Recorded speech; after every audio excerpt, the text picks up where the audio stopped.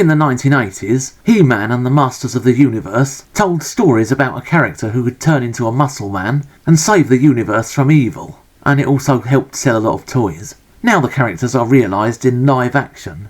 On He-Man's home planet, Eternia, evil warlord Skeletor has seized control of Castle Grayskull. He has taken its guardian, the Sorceress, prisoner, and with a cosmic key, it's now possible to travel through portals in space, which brings them to Earth. He-Man, his soldier friend Man-at-Arms, along with Man-at-Arms' daughter Teela, at least look the part, and it is nice to remember when men in these films were allowed to be masculine and women were allowed to be attractive. But we never see He-Man as his alter ego, Prince Adam. He basically spends this movie as dumb muscle. He's not a character here, he's just there to fight a lot of people.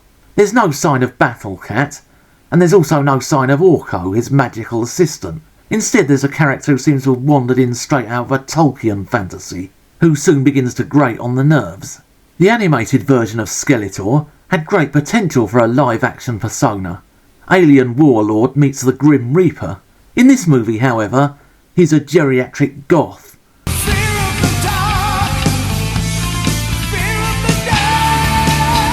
It probably doesn't help that that's so obviously a mask. His sword fight with He-Man is kind of feeble, although at least the actor has the sense to realise he's in a rubbish film, and so hams it up like there's no tomorrow, making the scenes he's in at least watchably bad. There's been no attempt to make live-action versions of his more interesting minions. Beast Man at least makes an appearance, though he's hardly the terrifying monster he should have been.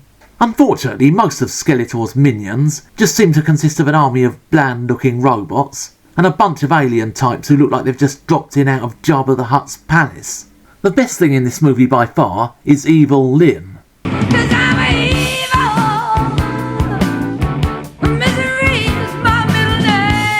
She is a genuinely icy villain who dominates her every scene.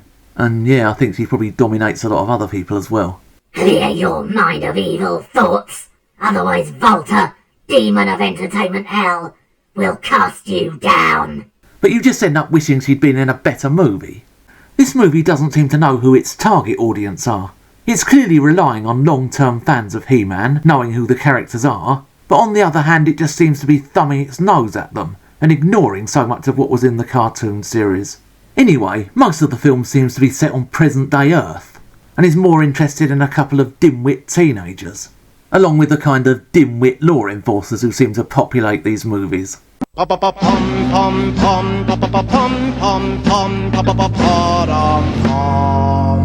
There are some nice looking sets at least, but it just feels like the He-Man characters, or some of them at least, have been shoehorned into a completely unrelated story, in a movie that's more interested in cashing in on the Star Wars franchise than it is on bringing the animated He-Man series to the big screen. Apart from anything else, a movie called Beastmaster 2 did this whole mystical characters in our world theme much more effectively.